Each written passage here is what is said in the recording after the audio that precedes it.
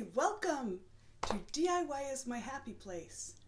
I'm Amy, and today I'm going to be telling you a story about my favorite motto. It is focus on the good and bury the pans. Yes, pans. Bury the pans. I'm sure you gotta be wondering what bury the pans could possibly mean.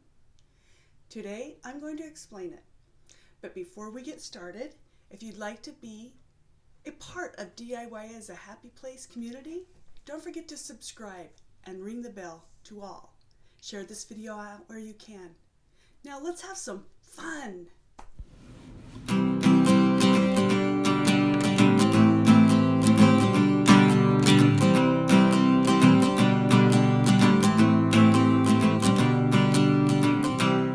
Focus on the good and bury the pans. In order to understand what this is all about, I'm going to tell you a little story about my mother. When she was growing up, she didn't learn a lot of the basic skills she always wanted to know. When she first got married, she wanted to make a fabulous dinner for my dad as a surprise. Her first try at cooking consisted of meat, potatoes, and gravy. Not exactly a beginner's meal, but she didn't know any better. Well, not one thing turned out as she had planned. In fact, all 3 items were scorched beyond recognition, and 3 of her pans were ruined beyond repair. She was so sad and upset. The burned pans stunk up the entire house. She didn't know what to do. But in her embarrassment, she took the ruined pans and ruined food out to the backyard, dug a hole, and buried them. Then she just sat down and cried. Oh, how this breaks my heart to think about. We all have times in our lives when, metaphorically speaking, we burn the food and the pans. It's not a matter of if, but when. The question is, what are we going to do about it? My mom decided the only way to learn how to cook is to humble herself and admit that she didn't have the skills she so desired. When my dad got home from work, she confessed that the meal she was trying to make didn't turn out. She asked him if he knew how to cook. Turns out, he did. They spent the night bonding and cooking. He taught her how to cook delicious mashed potatoes and gravy. Later on in life, my mom's gravy became the most coveted commodity. In fact, she learned how to cook up masterful meals out of basic ingredients. But in her pride, I don't think she ever admitted to my dad that she had buried the pans in the yard. I feel like that is A-OK. Everyone doesn't have to see when things don't go right, but it is a good idea not to give up. My mom's willingness to try and try again has really rubbed off on me. In fact, I'm sure that is why I am such a DIYer. My mom learned how to do everything that needed to be done around the house. She took my little brother to a barber shop and told the barber she only had enough money for 1 haircut, but she had a lot of children. She asked the barber if he would teach her how to cut little boys' hair. I can still remember sitting out in the car, watching through the window as my mom learned how to cut hair. From that day on, with 1 little lesson, my mom cut all of our hair. She eventually had 9 children, and we all were blessed that she knew how to cut our hair. She also realized in order to clothe 9 children, she would need to learn how to sew. Similarly, she took 1 sewing lesson and then worked and tried and failed, but eventually became a master seamstress. It didn't happen overnight. Some of our haircuts and some of our clothes were not top-notch, but eventually, in time, her efforts paid off. In fact, she made all the bridesmaid dresses for her daughter's weddings and sewed or reimagined 3 wedding dresses.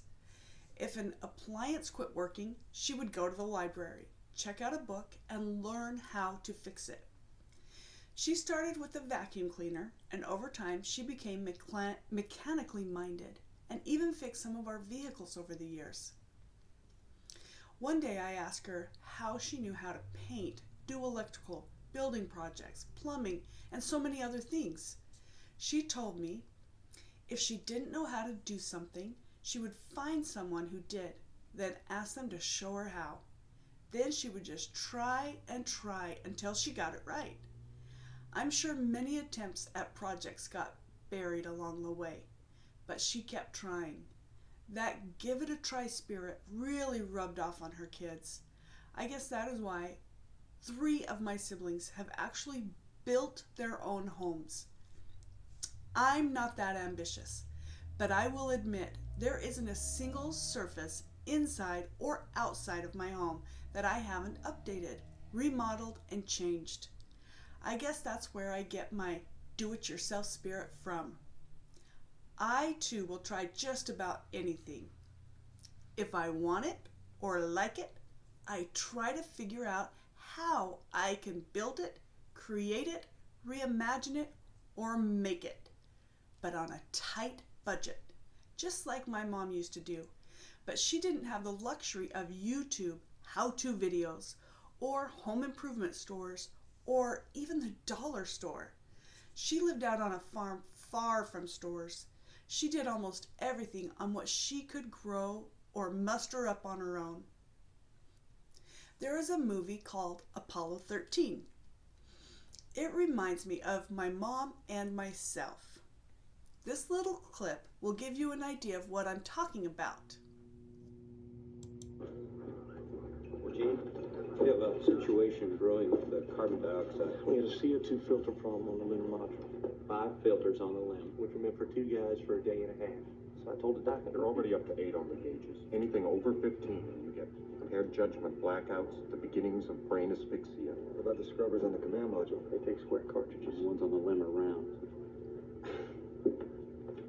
Tell me this isn't a government operation. It just isn't a contingency we remotely looked at. Those CO2 levels are going to be getting toxic. Well, I suggest you gentlemen invent a way to put a square peg in a round hole. Rapidly. Okay, people, listen up.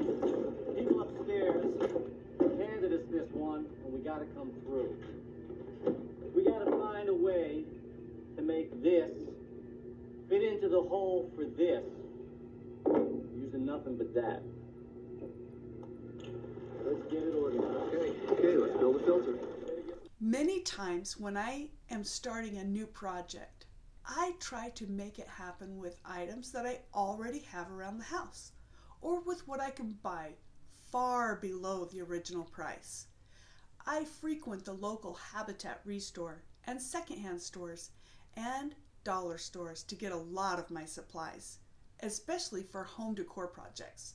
So now you know my type of DIY. If you would like to follow me and my progress, please subscribe to my channel. And remember, focus on the good and bury the pans. My passion in life is do-it-yourself projects.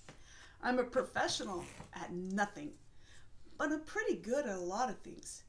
If I see something I like, I study it out to see if I can do it myself for less.